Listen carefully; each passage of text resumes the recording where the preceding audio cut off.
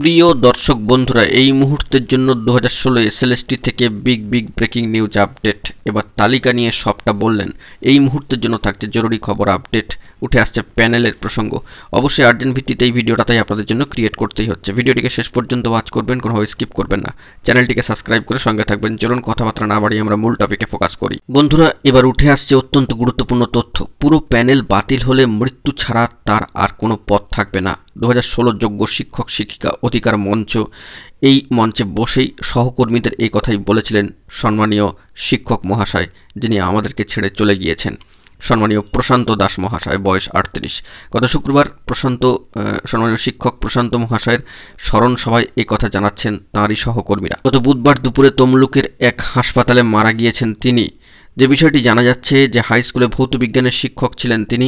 2019 সালে প্রথমে উচ্চ প্রাথমিকে চাকরি পান, পরে তিনি সাগরদ্বীপের ওই স্কুলে যোগ দেন। প্রশান্ত 2016 যোগ্য শিক্ষক শিক্ষিকা অধিকার মঞ্চের তরফে ওয়াই চ্যানেলে বিক্ষোভে বসে টানা আন্দোলন করেছেন।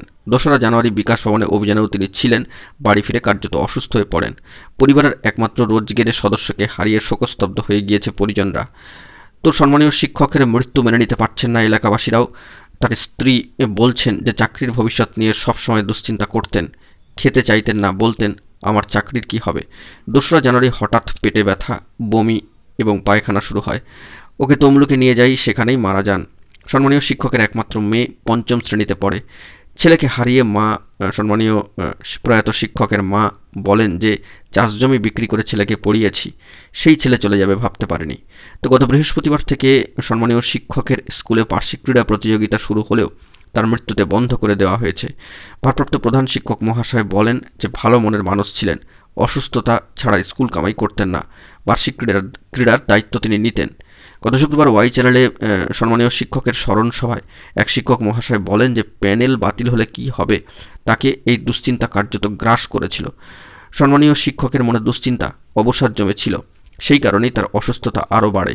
সম্মানীয় শিক্ষকরা জানাচ্ছেন যে প্রশান্ত যেভাবে তাঁদের আন্দোলনে জড়িয়েছিলেন, আন্দোলন এগিয়ে নিয়ে যেতে সেভাবেই সবাইকে থাকতে হবে।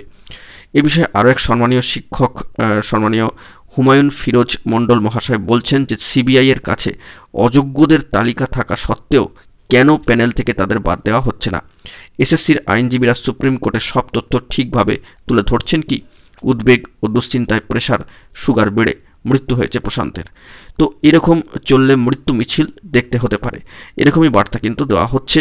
উঠে আসছে গুরুত্বপূর্ণ তথ্যাদির তালিকা ও প্যানেলকে কেন্দ্র করে। দেখা যাক এই বিষয়ে পরবর্তী ক্ষেত্রে কি খবর আপডেট উঠে আসে। এখন এটুকুই, সকলে ভালো থাকবেন, চ্যানেলটিকে সাবস্ক্রাইব করে সঙ্গে থাকবেন। ধন্যবাদ।